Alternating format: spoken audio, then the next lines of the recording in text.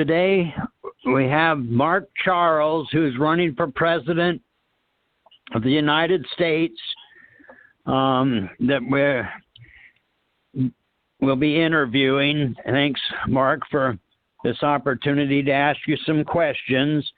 Dean Val of Nations United Universal University sent me a few questions to ask you. So I'll start with question number 1. And he says, your ancestors were able to live with the environment for centuries without harming what supported them. In the last 200 to 300 years, some would say science and technology has managed to make our lives easier. But to others, they have poisoned and polluted the food, air, and water we depend on for our survival.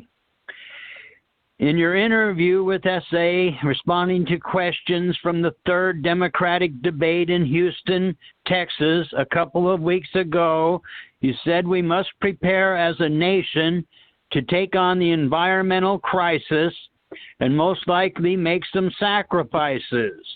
Can you please go into more detail how we as a nation would prepare to help offset the environmental crisis? Well, Yate, first, please allow me to introduce myself and thank you for having me on your show. Mark Charles Yunishia, Sin Bakay Dana Nishla, Dr. Higlini Bashichin, Sin Bakay Dana Dashache, Dr. Chini Dashanella. In the Navajo culture, when we introduce ourselves, we always give our 4 clans, and we're a matrilineal people, and our identities come from our mother's mother. And so my mother's mother is American of Dutch heritage, and so I introduce myself by saying Sin Bakay Dana. Translated, that means I'm from the wooden shoe people. My second clan, my father's mother, is Tohiglini, which is the waters that flow together. My third clan, my mother's father, is also Sin Bakay Dana. And then my fourth clan, my father's father, is Totachitni, and that's the Bitterwater clan. It's one of the original clans of our Navajo people. I know this show is going out all over the nation online, and so I don't know exactly where it's based, but I am sitting in Washington, D.C., where I moved with my family about 4 years ago, and I just want to acknowledge that I am on the lands of the Haudenosaunee and the Piscataway. These were the nations who lived in these lands around D.C. and Maryland and Virginia. These were the nations that were ethnically cleansed and removed from these lands so that the capital of this nation could be built and the states around it could be established. These are the nations that have been oppressed for centuries so that this nation could be founded.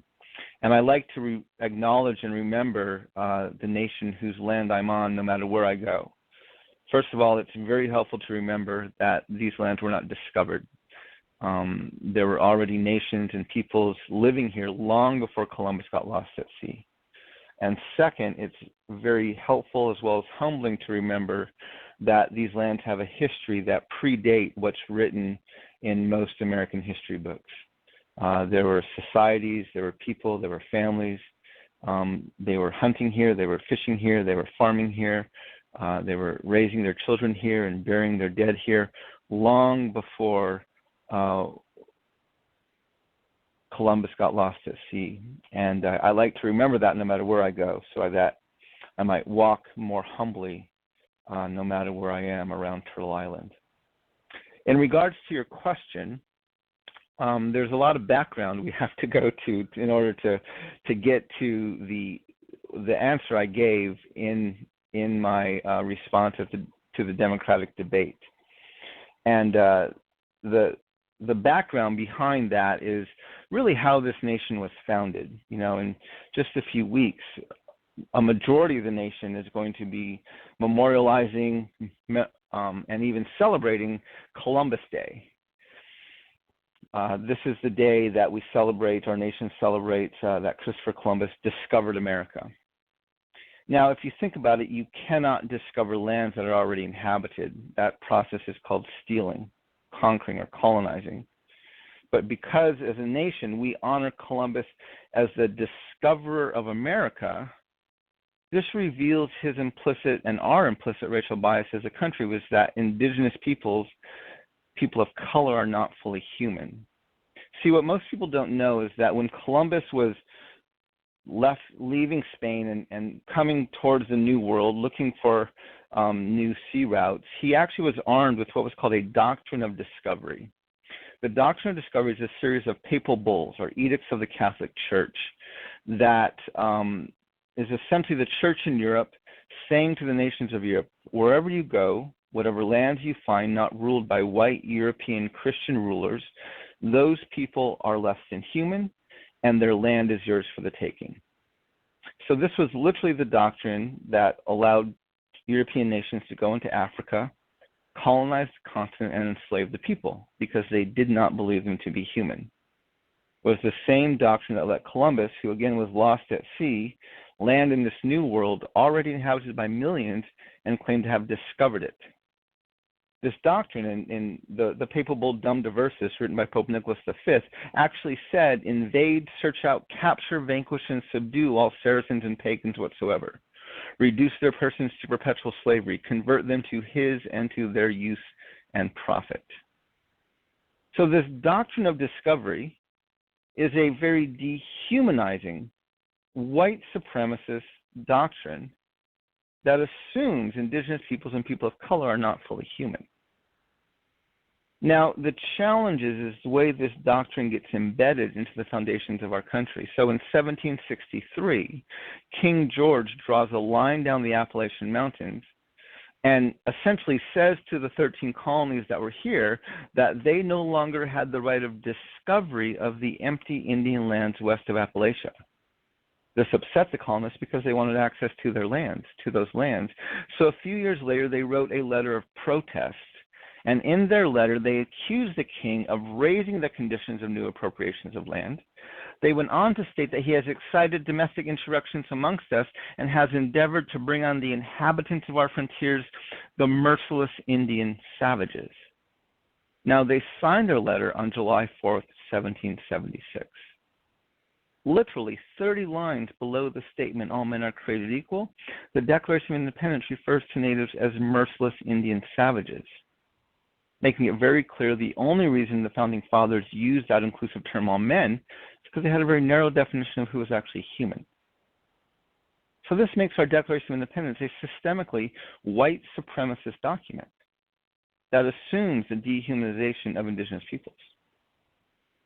A few years later, the Founding Fathers wrote another document. This one started with the words, we the people of the United States. Again, it sounds inclusive, but if you keep reading the document, Article 1, Section 2, which is a section that determines who is and who is not a part of the Union, who is and who is not covered by this Constitution. If you read Article 1, Section 2, you first will note it never mentions women, which is very important because if you read the entire Constitution from the preamble to the 27th Amendment, you will find that there are 51 gender-specific male pronouns, 51 he, him, and his, who can run for office, who can hold office, even who's protected by the document. There's not a single female pronoun in the entire Constitution. Second, Article 1, Section 2 specifically excludes natives, and third, it counts Africans as 3/5 of a person. So who's left? Well, in 1787, it was white men, and technically it was white landowning men who were allowed to vote. So again, we have to remember the reason the Constitution was working, or was written, what they meant when they said, we the people of the United States, they meant white landowning men. That's who the Constitution was written to protect. That's who the Constitution was written to establish. And so today we have prisons filled with people of color. Well, this shouldn't surprise us. Our Constitution's working. We have women earning 7 to 80 cents to the dollar. This shouldn't surprise us.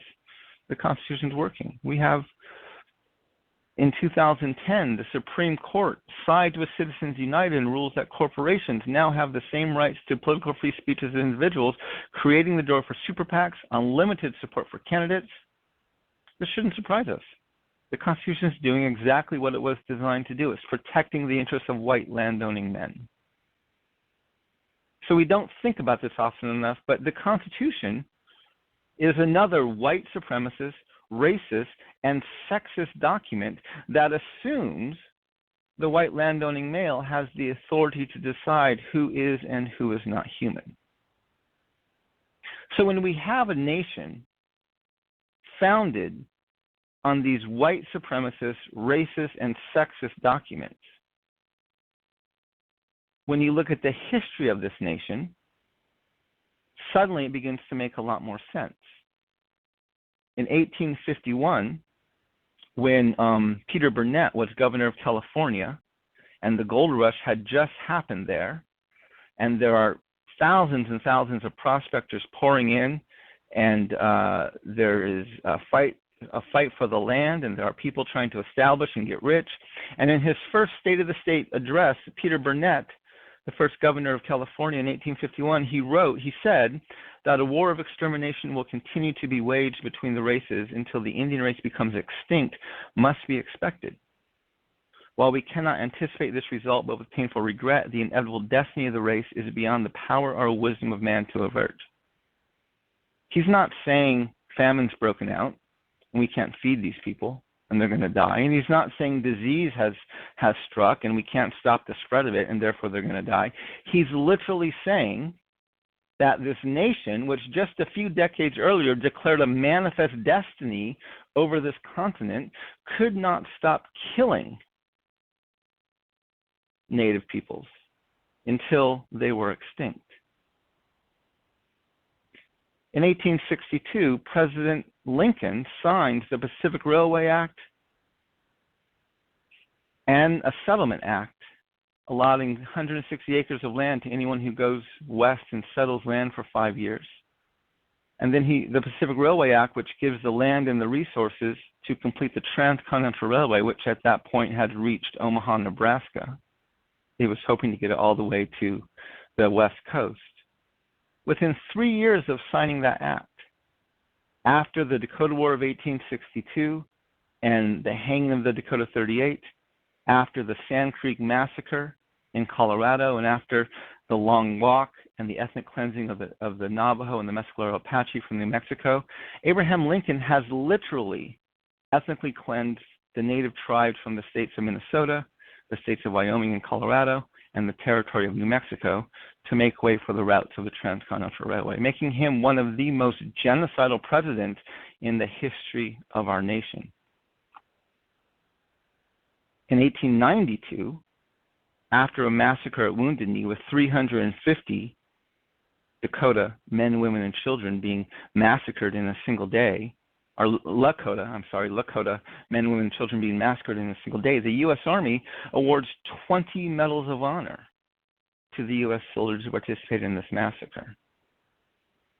So we have this history, literally, of dehumanizing foundations and ethnic cleansing of Native peoples. And we haven't even begun to talk yet about the slavery and the Jim Crow laws and the segregation that was going on for African Americans and people who had black skin.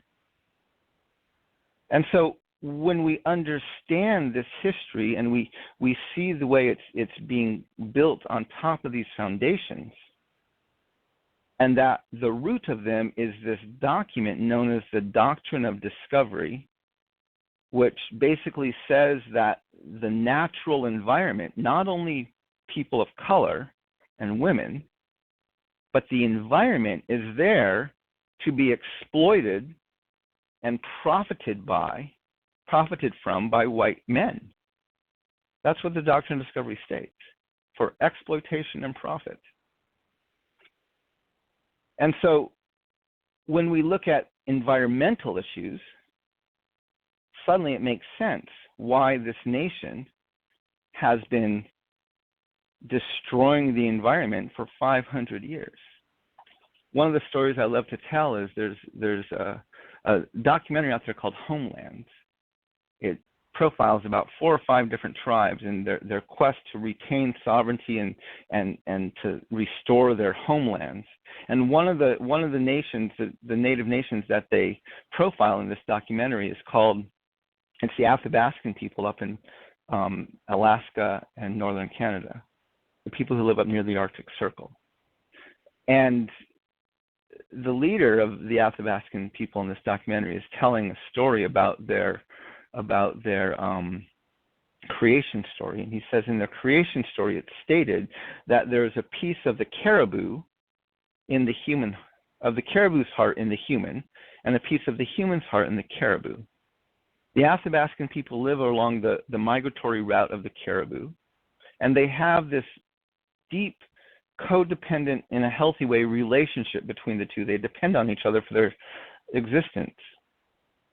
And every year the caribou migrate north to calf, and then every fall they migrate south to winter where it's a little bit warmer. And the leader of the Athabascan people was talking about this and talking about their relationship with the caribou, and he said something very striking. He said, in the spring, it doesn't matter what's going on with our people. It doesn't matter if we've had a good winter and we're healthy and we're well fed, or if we're in famine and we're starving. He said, we never hunt the caribou when they head north. If we were to begin hunting the caribou when they headed north, before they had calved, we would literally be destroying ourselves, because yes, we might eat better for a few years, but ultimately we're building the house of our own demise, because eventually we're going to break this relationship and it's not going to be sustainable anymore.